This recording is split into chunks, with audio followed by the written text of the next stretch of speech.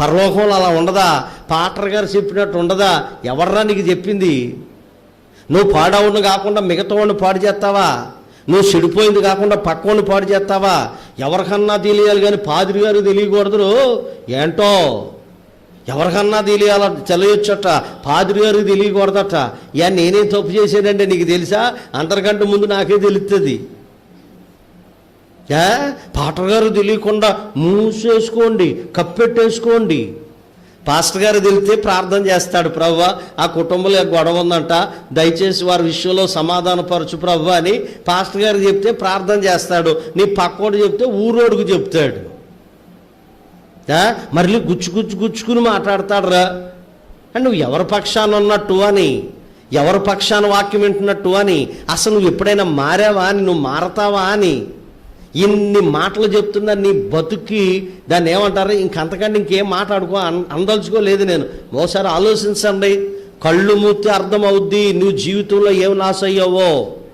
ఒక్కసారి ఇక్కడ కళ్ళు మూసావా అప్పుడు అర్థమవుద్ది, నేను చెప్పిన బోధ ఏంటో అప్పుడు అర్థమవుద్ది. దేవుడు నిన్ను గెట్టినా అనకుండా గెట్ అవుట్ అంటాడే, అప్పుడు ఏడుస్తాం మనం, అప్పుడు కళ్ళంటే నీళ్ళు తెచ్చుకుంటాం మనం. నా మాట వినండి, ఎద్దులు తెలుసా మీకు? ఎద్దులండి, ఎద్దులు ఏం చేస్తాయి? ఎద్దులు దుక్కు దున్నుతాయి కదా, 2 ఎద్దులు. అవి చాలా జాగ్రత్తగా మేపుకుంటున్నాడంట రైతు. వింటున్నారా? చాలా జాగ్రత్తగా రైతు మేపుతున్నాడంట ఆ ఎద్దుల్ని. చికెన్ పెడుతున్నాడంట. ఆ ఎద్దులకు దోమలు కొడతాయేమోనని చెప్పి చుట్టూ ఏం కట్టాడు? మెసలు కాదు, దోమల తెరలు కట్టాడంట. వాటికి ఫ్యాన్లు పెట్టాడంట. ఎంత బాగా చూసుకుంటున్నాడండి కదా. ఒక్కొక్క భార్య తన భర్తని ఎంత బాగా చూసుకుంటుందో, అడుగులు మడుగులు అబ్బా ఎంత భర్తని ఎంత జాగ్రత్తగా చూసుకుంటుందో. కొంతమంది భార్యల్ని భర్త చాలా జాగ్రత్తగా చూసుకుంటాడు. ఏంటంటే పట్టుకుంటే కవిలిపోద్దేమో, జారిపోతే పగిలిపోద్దేమో. కొన్ని గాజు గ్లాసులు ఉంటాయి కదా, జారిపోతే ఏమవుతాయి? జారిపోతే ఏమవుతాయి?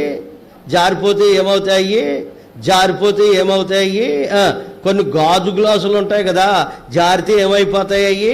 పగిలిపోతాయి అని చాలా జాగ్రత్తగా సుఖమెత్తగా భార్యలు కూడా అలాగే చూసుకుంటారు. కొంతమంది సుఖమెత్తగా జారిపోతే పగిలిపోద్దేమో, జారిపోతే ఇడిపోద్దేమో, జారిపోతే ఏదో అయిపోద్దేమో అని సుఖమెత్తగా చూసుకుంటే సుఖమెత్తగా కదలకుండా మెదలకుండా నొప్పి లేకుండా కసక్కను కోసేస్తారన్నమాట వీళ్ళు.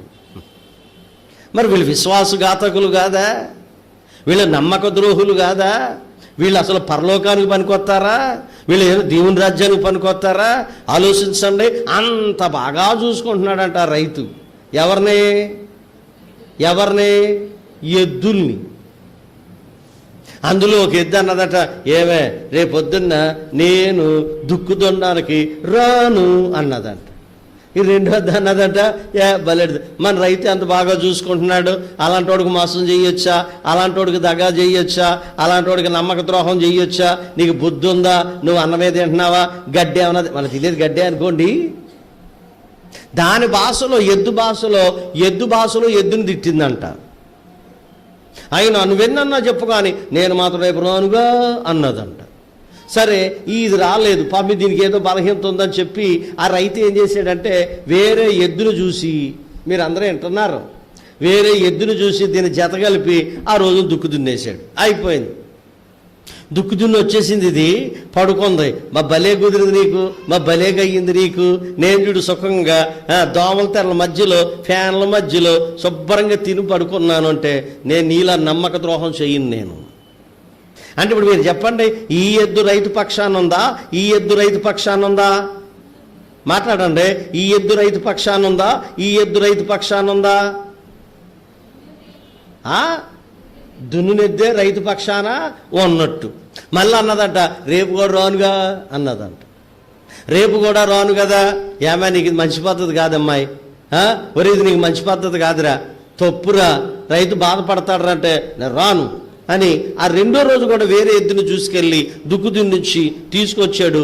ఇప్పుడు 3వసారి కట్టుకోడు వచ్చాడంట. ఇప్పుడు ఎవరు నెట్టిపోతాడు? ఇప్పుడు చెప్పండి, గమ్మేళలో కొడతాడే ఆడు వచ్చాడంట. ఎవరు నెట్టుకెళ్తాకి? అప్పుడు ఎడుతుందంట ఇది. అయ్యో ఎంత తప్పు చేశాను. పోనీ నీకు నోరుందా, అయ్యా నేను మోసం చేశాను నన్ను క్షమించు, నేను బలంగానే ఉన్నాను పని చేస్తానని చెప్పడానికి నోరుందా?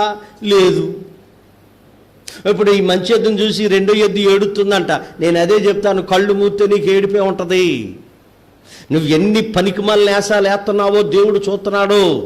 నాకు లోపల నుంచి చాలా కోపం వచ్చేస్తుందండి ఇలా క్రైస్తవులకు చూస్తుంటేని, ఉడుకొచ్చేస్తుంది లోపల నుంచి. నాకు అధికారం లేదు కానీ ఒక్కొక్కరిని కమేజా పెట్టుకుని ప్యాట్ ప్యాట్ మీద కొట్టాలనిపించేస్తుంది.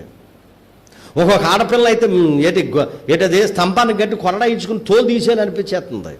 కానీ మనం ఏం చేయలేము, చెప్పేంత వరకే మన డ్యూటీ. కళ్ళంటి నీళ్ళు తెచ్చుకుంటుందంట ఆ ఎద్దు. పాపం రెండో ఎద్దును చూసి ఎడుతుందంట. ఆడు వచ్చాడంట, మెళ్ళలో తాడేసాడంట, లాక్కెళ్ళిపోయాడు అంతే. రెండో రోజున కైమ అయిపోయింది, మొక్కలు అయిపోయింది, కడుపులోకి వెళ్ళిపోయింది, బయటికి వెళ్ళిపోయింది.